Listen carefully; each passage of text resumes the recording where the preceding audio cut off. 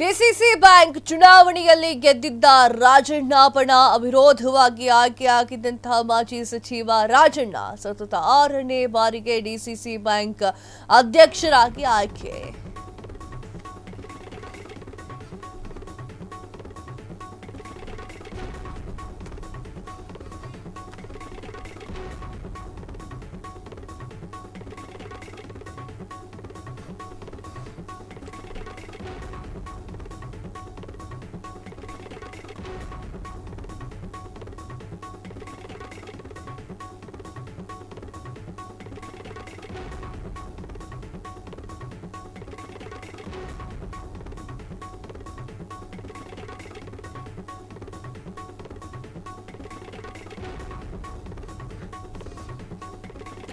DCC bank ಚುನಾವಣೆಯಲ್ಲಿ ಗೆದ್ದಿದ್ದಂತಹ ರಾಜಣ್ಣ ಬಣ ವಿರೋಧವಾಗಿ ಆಯ್ಕೆಯಾಗಿದ್ದಂತಹ ಮಾಜಿ ಸಚಿವ ರಾಜಣ್ಣ ಸತತ 6ನೇ ಬಾರಿಗೆ ಡಿಸಿಸಿ ಬ್ಯಾಂಕ್ ಅಧ್ಯಕ್ಷರಾಗಿ ಆಯ್ಕೆ. ರಾಜಣ್ಣ ಆಪ್ತರಾಗಿ ಜೆ ರಾಜಣ್ಣಗೆ ಉಪಾಧ್ಯಕ್ಷ ಪಟ್.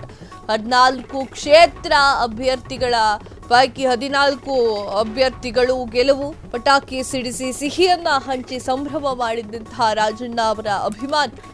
ವೀಕ್ಷಕರೇ, ರಾಜಣ್ಣ ಅವರನ್ನ ಶತಾಯ ಗತಾಯ ರಾಜಕೀಯವಾಗಿ ಮುಗಿಸಬೇಕು ಅಂತ ಹೇಳಿ ಸಾಕಷ್ಟು ಜನ ವಿರೋಧಿಗಳು, ಅವರ ಶತ್ರುಗಳು ಐಡಿಯಾ ಮಾಡ್ಕೊಂಡಿದ್ರು. ಅವರನ್ನು ಯಾವಾಗ ವಜಾ ಮಾಡ್ತಾರೋ ಹಾಲು ಕುಡ್ದಷ್ಟು ಸಂತೋಷ ಆಗತ್ತೆ, ರಾಜಣ್ಣ ಅವರು ವಜಾ ಆದ್ರು ಅಂತ. ಏನನ್ಕೊಂಡಿದ್ದೀರಿ?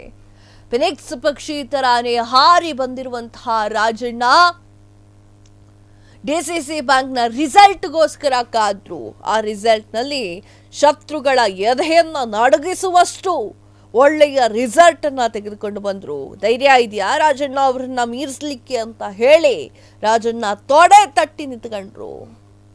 ರಾಜಣ್ಣ ಅವರ ಅಭಿಮಾನಿಗಳು ಅವರ ಒಟ್ಟಿಗೆ ಇದ್ರು ಹಾಗೂ ರಾಜಣ್ಣ ಅವರ ಬೆಂಬಲಿಗರು ಅವರಿಗೆ ಸಾಥನ್ನ ಕೊಟ್ಟಿದ್ರು.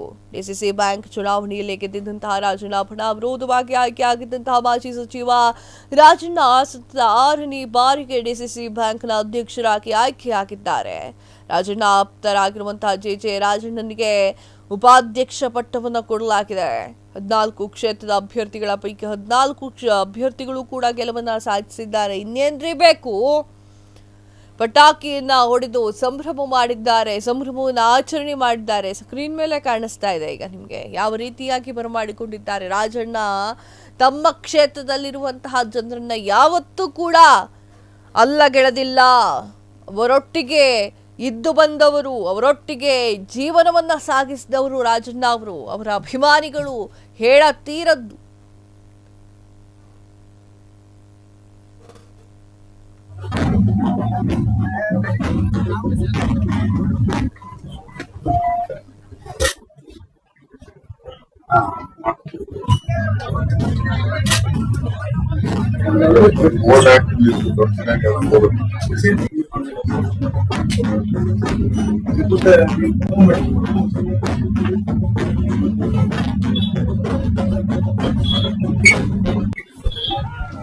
ಕ್ಷಣ ಕ್ಷಣದ ಸುದ್ದಿಗಳಿಗಾಗಿ ಫ್ರೀಡಂ ಟಿವಿ ಸಬ್ಸ್ಕ್ರೈಬ್ ಮಾಡಿ, ಲೈಕ್ ಮಾಡಿ ಹಾಗೂ ಫಾಲೋ ಮಾಡಿ. ಹೊಸ ಸುದ್ದಿಗಳ ನೋಟಿಫಿಕೇಶನ್ಗಾಗಿ ಬೆಲ್ ಐಕಾನ್ ಮೇಲೆ ಕ್ಲಿಕ್ ಮಾಡಿ.